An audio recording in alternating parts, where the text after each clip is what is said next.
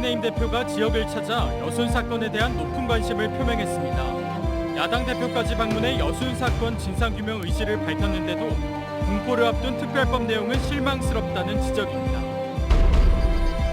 오는 6월 지방선거가 먼저 열리는 대성 전국에 밀려 묻히고 있다는 평가입니다. 자칫 누가 출마하는지조차 모르는 깜깜이 선거가 우려되고 있습니다.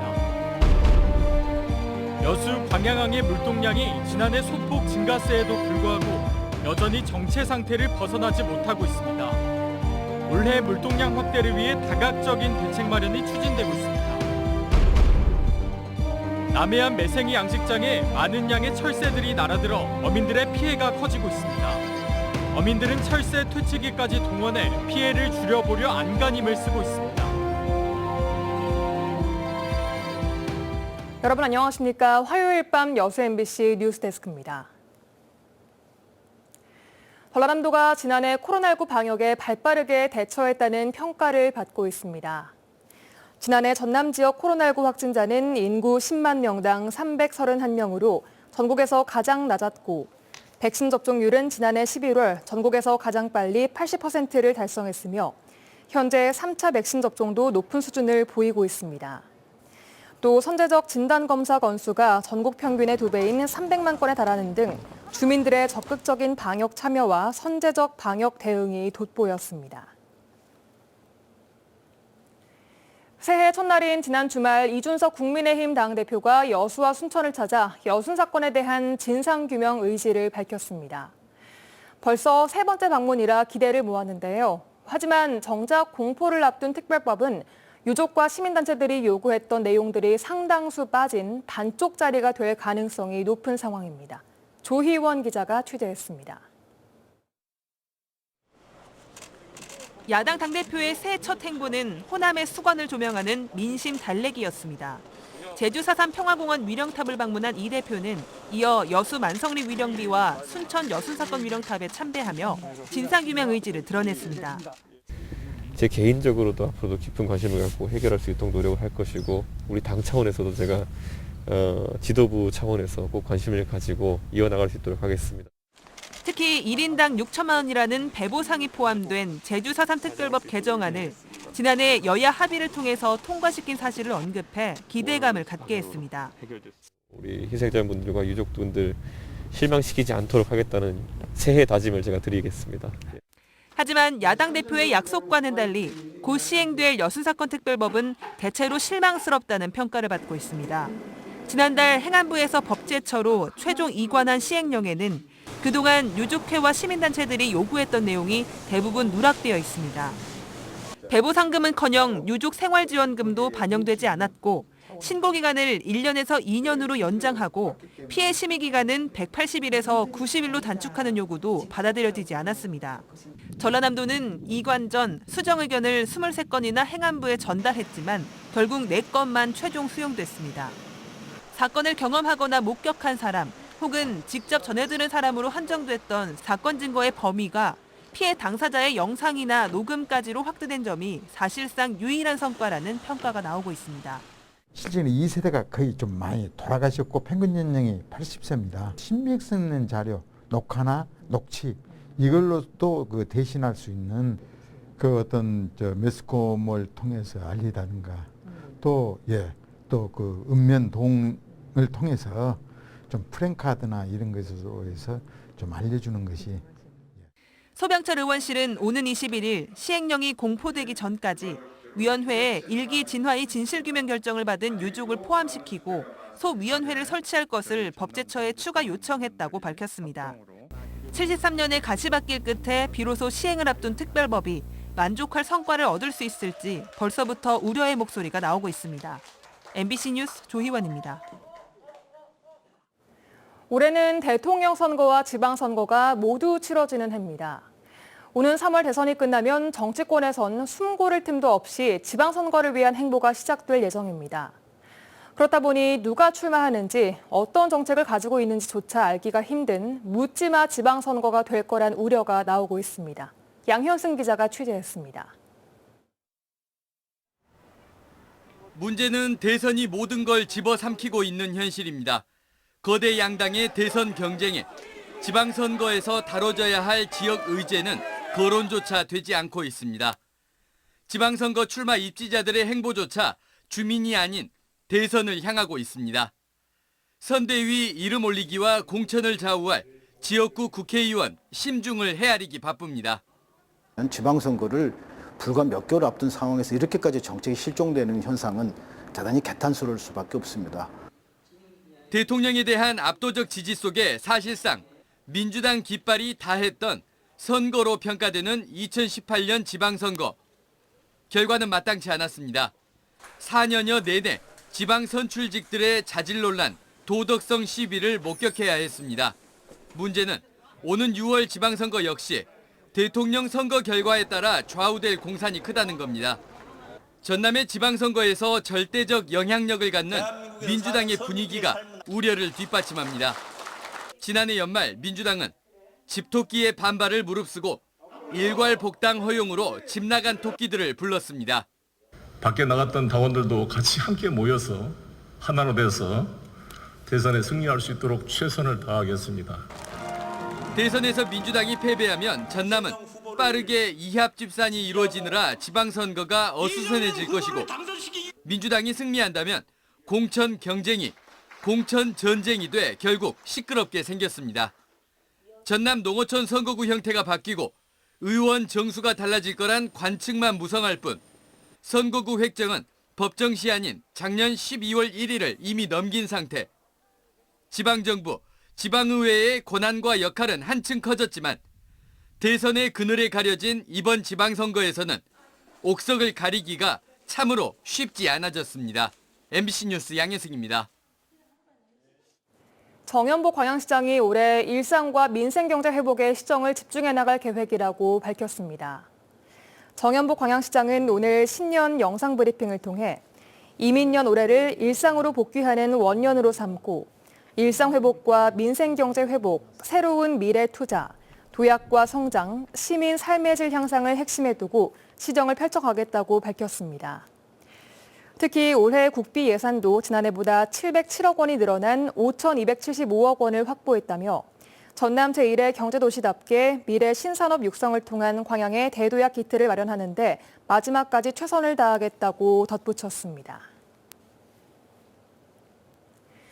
지난해 여수 광양항의 총 물동량 잠정치가 전년에 비해 6% 이상 늘면서 안정적인 물동량을 보이고 있습니다.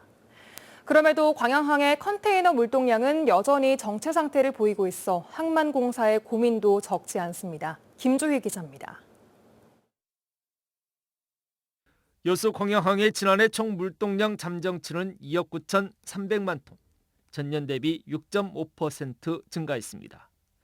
여수 광양항은 이제 총 물동량 기준 국내 2위 항만으로서 동북아 물류 거점으로 자리를 공고히 하고 있습니다. 그럼에도 불구하고 항만공사 측은 여전히 고민이 적지 않습니다. 광양항의 컨테이너 물동량이 좀처럼 눈에 띄는 증가세를 보이지 못하고 있는 겁니다. 지난해 컨테이너 물동량 잠정치는 211만 TEU. 전년 대비 2%가량 증가했지만 최근 5년의 물동량 증감 추세를 보면 거의 제자리 걸음 수준입니다. 여수광양 항만공사가 올해 컨테이너 물동량 확대를 위해 팔을 걷어붙였습니다. 가장 먼저 스마트 자동화 항만을 구축하고 자족형 화물 창출을 위한 수출입 기업 지원 확대, 컨테이너 전기선의 미주 유럽 노선 서비스도 확대하기로 했습니다. 융복합 마케팅도 강화하기로 했습니다. 항만 배후단지 내 전략적 우량기업 투자 유치를 추진하고 중장기 화물 마케팅 전략도 강화하기로 했습니다. 10개 주요 우리 고객 리스트를 만들어가지고 매달 사장인 저부터 영업할 거예요. 그래서 1선사 1층 늘리기. 이렇게 해서 버텨나가고 지금 우리 8개 선석입니다. 부산 21개. 이미 운동장은 기울어져 있단 말이에요. 부산 신항 3개 선석이 올해 추가 개장하고 글로벌 공급망 불균형으로 광양항의 컨테이너 물동량마저 이탈 가능성이 커지고 있는 상황. 여수광양 항만공사가 올해 목표치로 설정한 컨테이너 물동량 220만 TEU를 달성하고 컨테이너 자립 항만으로서 새로운 기반을 만들어낼 수 있을지 지역 항만 물류업계의 관심이 증폭되고 있습니다. MBC 뉴스 김주희입니다. 올해 전남 동부 지역 국립대학교의 정시 경쟁률이 지난해보다 높아진 것으로 나타났습니다. 순천대학교에 따르면 어제 2022학년도 신입생 정시 원서 접수를 마감한 결과 645명 모집에 2,156명이 지원해 지난해 경쟁률인 1.8대 1보다 높은 3.34대 1의 경쟁률을 보였습니다. 모집별로는 약학과가 44.7대 1로 가장 높았고 간호학과 13.1대 1, 컴퓨터공학과가 8.4대 1을 기록했습니다. 전남대 여수 캠퍼스도 2.12대 1의 경쟁률로 지난해 1.6대 1보다 다소 높아졌습니다.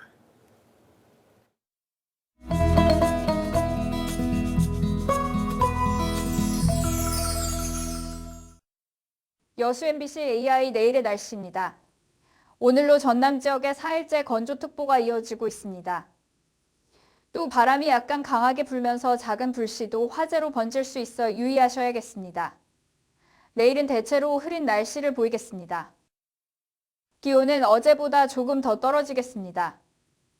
여수가 0에서 6도, 순천이 영하 3에서 8도, 광양은 영하 2에서 7도, 고흥은 영하 4에서 6도의 기온 분포를 보이겠습니다. 내일 광주는 영하 3에서 6도, 목포는 영하 2에서 3도를 보이겠습니다. 내일 먼해상에는 오후 한때 비가 내리는 곳이 있겠습니다. 파도는 남해서부 앞바다에서 0.5에서 1m, 먼바다에서 0.5에서 2m로 일겠습니다. 이번 주는 특별한 눈비 소식은 없겠지만 내내 대기가 매우 건조할 예정이라 유의하셔야겠습니다. 지금까지 AI 날씨였습니다. 겨울철 별미인 매생이 양식장에 철새들이 골칫거립니다. 철새가 매생이를 마구잡이로 따먹어 수확량이 큰 폭으로 줄고 있기 때문인데 급기야 철새 퇴치기까지 동원되고 있습니다. 김윤 기자입니다. 완도군 고금도 앞바다에 자리 잡은 매생이 양식장입니다. 전국 매생이 생산량의 40%가량을 차지하는 이 지역의 최대 불청객은 철새입니다. 양식장 곳곳에 자리 잡은 철새들이 물이 빠지면 매생이를 따먹고 있어 어민들의 마음이 타들어가고 있습니다. 어민들이 실제 안 지키면은 많이 손실이 많이 있죠. 어느 정도나 심해요? 10% 내지 15%는 철새들이 많이 먹습니다. 철새를 쫓기 위한 퇴치 장비까지 발명돼 현장에 투입되고 있습니다. 이 장비는 철새가 싫어하는 독소리나 총소리 등을 고출력 지향성 확성기를 사용해 내보낼 수 있습니다. 소리의 크기는 열차가 내 옆을 지나가는 수준인 105데시벨 이상으로 최대 50m까지 뻗어나갑니다. 그 조사를 바탕으로 해서 해양수산부에서 국비를 지원받아서 연구 개발을 하죠. 그래서 그 연구를 실제로 애로사항을 해결하는 데 이용을 하고 그리고 이제 현장에 정말 그 연구 결과가 적용될 수 있도록. 매생이 철새 퇴치 장비는 앞으로 김양식장과 꼬막 양식장 등에도 확대 적용할 수 있어 양식장 철새 퇴치에 한몫을 할 것으로 보입니다. MBC 뉴스 김윤입니다. 계속해서 희망 2022 나눔 캠페인에 성금을 보내주신 분들입니다. 순천 청암고등학교 학생 및 교직원 일동 106만 2,110원, 순천시 저전동 5통 주민 일동 70만 원, 여수시 묘도동 창촌마을 주민 일동 50만 원, 여수 진난여자중학교 축제부스 일동 42만 1,000원, 고흥군 도양읍 동춘상회 대표 김동춘 30만 원, 고흥군 도양읍 새마을부녀회 30만 원, 여수시 화양면 이장단 협의회 30만 원, 여수시 남면 화태마을 주민 일동 30만 원, 순천 회덕종합건업 대표 조영익님 30만 원, 여수시 왕주일동 구통 주민 일동 29만 원, 여수시 화양면 소장마을 주민 일동 20만 원, 여수시 화양면 원포마을 주민 일동 15만 원, 여수시 남면 송고마을 주민 일동 15만 원, 고흥군 도양읍 관중마을 주민 일동 14만 원, 순천시 왕주일동 개미중기 12만 원, 순천시 저전 제1경로당 일동 10만 원, 여수시 남면 송고마을 이장 이시영 10만 원, 순천시 왕주일동 10통 주민 일동 10만 원, 왕우건설 10만 원, 주민 박문수님 5만 원, 해맑은 약국 정서인님 5만 원, 순천시 왕주일동 파령양봉원 송경윤님 5만 원. 성금을 보내주신 분들께 감사드립니다. 희망 2022 나눔 캠페인은 1월 말까지 접수합니다.